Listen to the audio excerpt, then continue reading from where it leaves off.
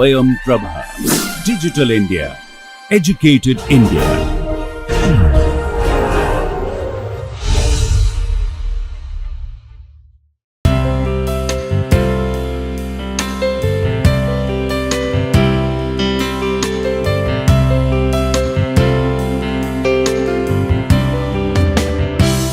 Welcome to the lecture 42. Last day we discussed the background of the urban development programs in India, and based on that background we have learned that it is very important to at least to have a knowledge that what are the current urban development programs are going on and what are the provisions and the tasks required under those urban development programs. Out of that we are going to share the informations about Amrut, about Smart City Mission, about Swachh Bharat Mission, about the Hriday and few other programs. So, today we will start the discussion. Today we will have a discussion on Amrut. So, you know that in 2015 Government of India has launched this program which is the full form of Amrut is Atal Mission and Atal Mission for Rejuvenation and Urban Transformation, in short is Amrut. So, Amrut is a revised version of JNNURM which started 2004. So, more or less the provisions of the Amrut is the same, only exception is the waste management part. Waste management part is excluded from the Amrut mission, whereas the other basic infrastructures are included in Amrut like the JNNURM, and Amrut is also a reform linked program.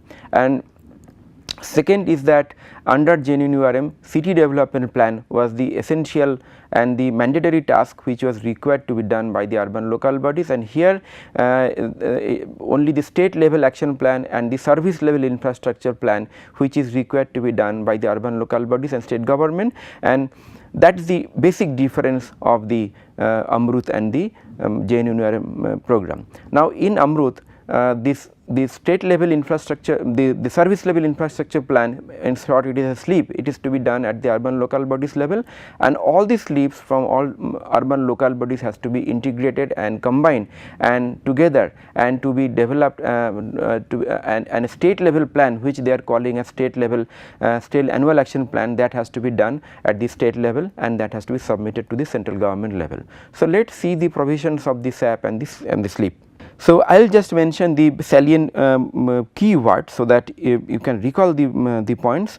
Now, they are calling it as a state level state annual action plan, bracket in short it is SAP. So, SAP is basically state level service improvement plan indicating the year wise improvement, and basic building block for SAP is reserve service level improvement plan. I tell you another background that before the Amrut, Government of India they started another program called service level benchmarking, in short SLB. So, objective of the service level benchmarking was to benchmark each and every service for urban local bodies. For example, they categorized each type of municipalities, and based on their size and the character it was mentioned that which type of municipalities are going to serve or going to supply what categories of service. For example, bigger municipalities and the corporations, they will provide 200 LPCD water for the common citizen, whereas a small municipality they can serve 100 LPCD. So, something like that. I mean, they have not only the amount, they have that time they benchmarked the amount and the frequency of the service and the amount of service and the mode of the service for each and every category. For example, water supply, solid waste management, sanitary sewerage and sanitary management, drainage, everything. So, similarly that has been integrated in the SAP and SLIP, and that is why they are calling service level improvement plan, in short it is SLIP. So, they have basic objective of this preparation of the SAP is to provide an overview about the project and funding requirement, and in turn cover all households in the state. So, it is the state wise allocation and the projection of a particular subject, particular service or few services together. It has two phases. The first phase is the preparation of the service level improvement plan which is done at the ULB level, and second stage it is the annual action plan which is done at the state level.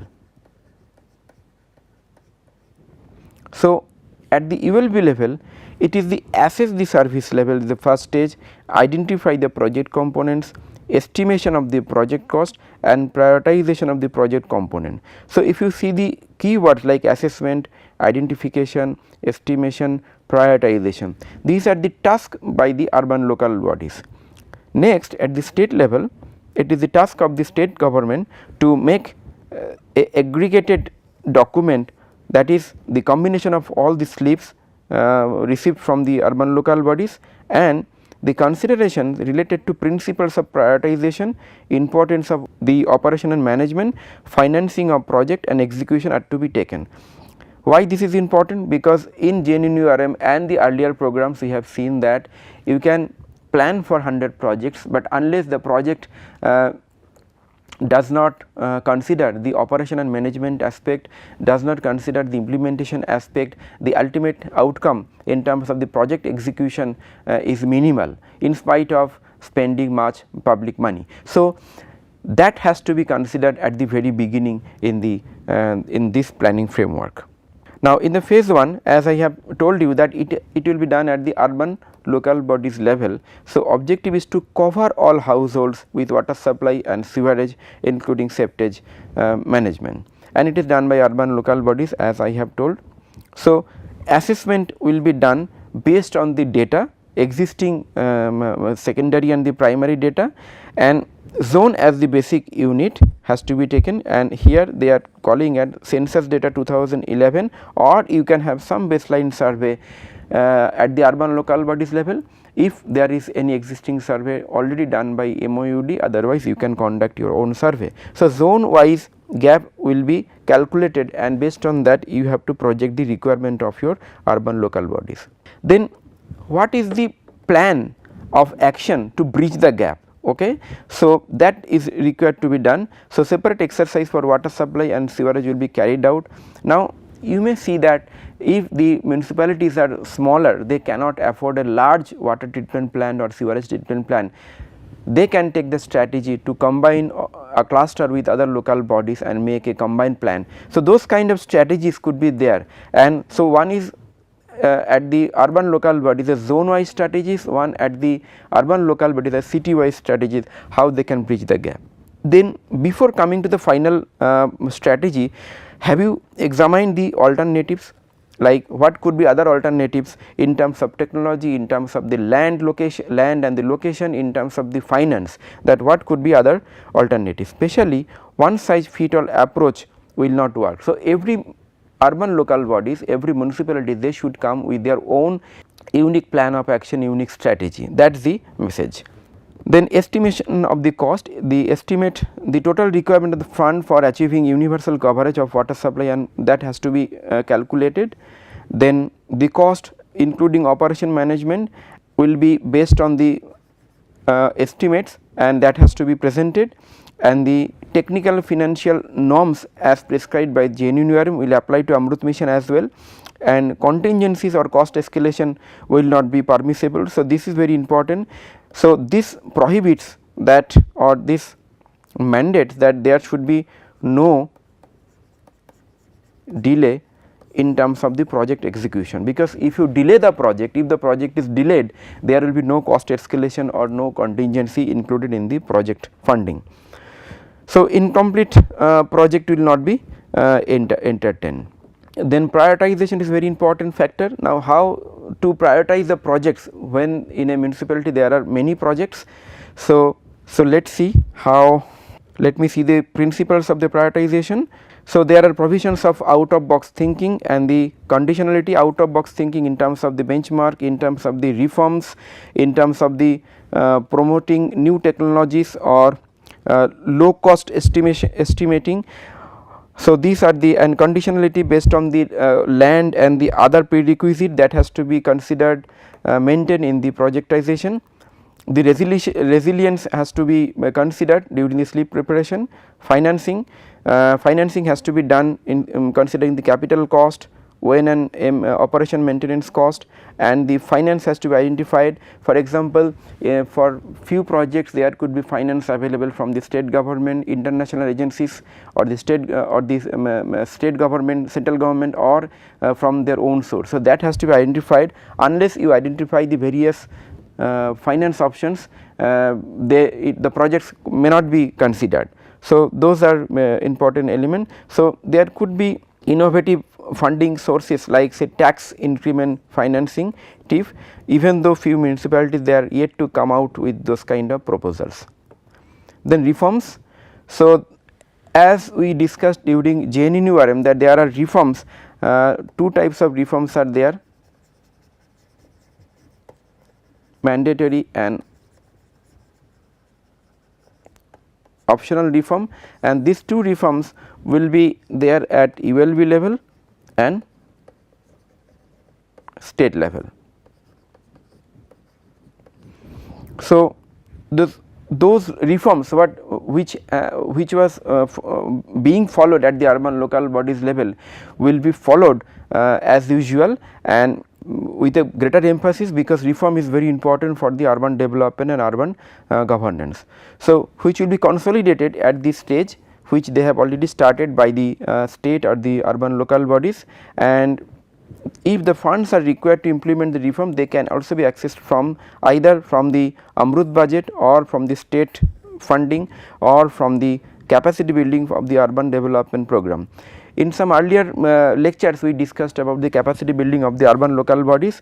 Within this CBUD program, the basic objective of this program is to enhance the capability of the municipal officials in terms of their knowledge and skills, so that they can make the projects under this scheme, make the plan under this program, and execute the projects, so that they can also make the project formulation, that is the project report, detailed project report.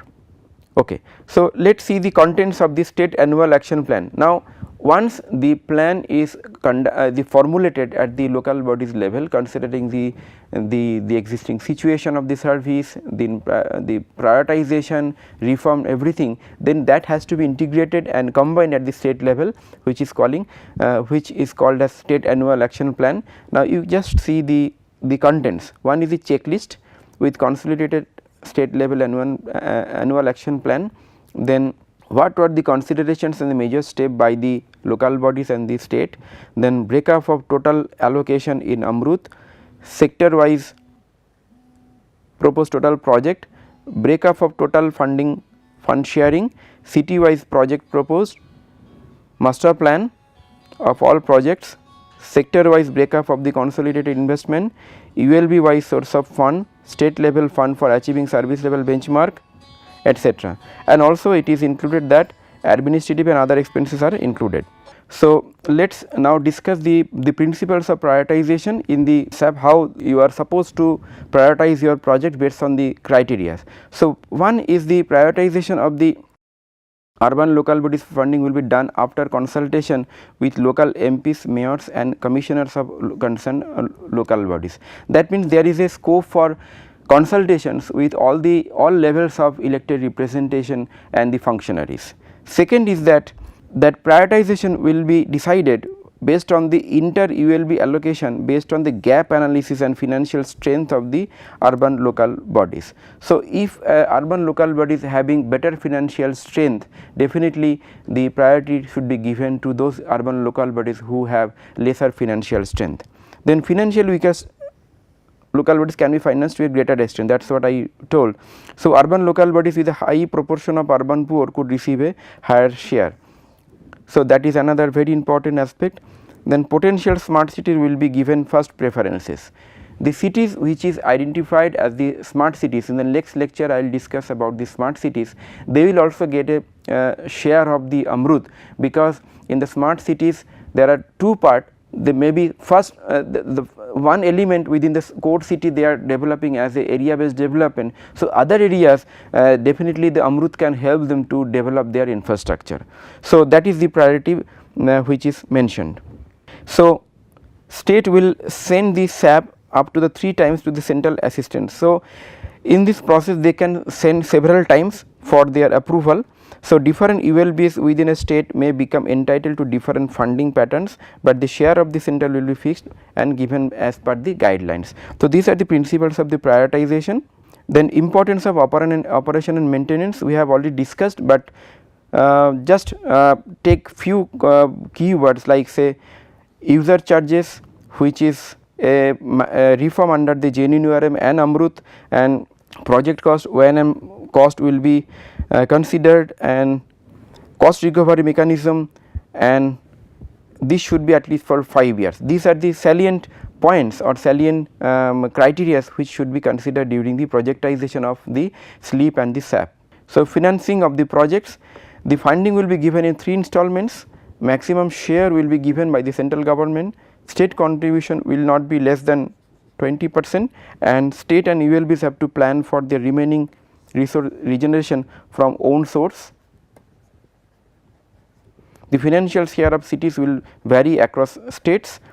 During the formulation of the SAP, how the residual financing is shared between the state, ULBs and any other source identified by the state. So, other sources has to be identified. So, SAP should only contain those projects where complete project cost is completely linked with the revenue source. So, this is very important that not only the funding requirement, unless the funding requirement is connected with the revenue generated at the local level from their own sources, that will not be considered, and every state government and urban local bodies level they should provide at least 20% of the total funding, and remaining the central government can consider for the funding. Similarly, there are few other points like they can consider the bonds, dates, all this kind of mechanism, and this can be dovetailed with other sectoral and financial programs of the government. This can be some of the elements could be under the regulation of the SEBI, and use of public private partnership PPP is much emphasized or prioritized or given encouraged. So, PPP should include appropriate state level agreements with strong citizens feedback, so that there could be PPPP, that is people public and private partnership model. Now, most of the state governments they have come up with a PPP policy which will enable the local government to collaborate with the public developer or private developer or private organizations to come up with the better projects for the urban infrastructure. So, PPP is very important resource or important elements where the state governments and the urban local body they have to take very judicious decision to select the private parties and to collaborate with them to make projects for the urban infrastructure.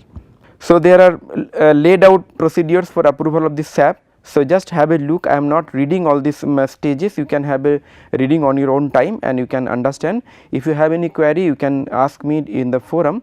So, with this I conclude this lecture. Next lecture will be smart city mission. Before I conclude, let me summarize very quickly. In this lecture we discussed briefly about the provisions and the actions, planning actions under the Amrut mission. Amrut mission stands for Atal mission for rejuvenation and urban transformation. It is basically an extension of the Jawaharlal Nehru National Urban Renewal Mission, which is basically a reform linked urban development program. The Amrut mission covers mostly the urban infrastructures like water supply, sewerage, etc., and it mandates planning action at the urban local bodies level and state level. At the urban local bodies level, the planning action is called as SLEEP, Service Level Infrastructure Plan. Basically, it is the projected infrastructure requirement and the projectization for each and every infrastructure listed in the mission. Then all the SLEEPs from the urban local bodies and cities will have to be combined and integrated in a comprehensive manner, and a state level and action plan which is called as SAP. In short, it is state annual action plan which has to be done by the state government, and the SLEEP and SAP has to be done in a way where contribution by the state government and the urban local government has to be indicated very clearly, so that remaining amount can be considered by the central government. And the operation and maintenance has given much more weightage here. Prioritization based on some criteria and consideration has given also very important priorities. So, most of the state governments and the cities are now working under the Amrut. So, please visit your own state government's website and the urban local body's website, and just try to understand that what are the projects they have undertaken, whether they have made the slips and the SAP already. If they have made, please have a look on all those planning documents so that you can get the better understanding. So, with this I conclude this lecture on the Amrut. Next day we will have a discussion on the smart city mission. So, thank you very much for attending this lecture.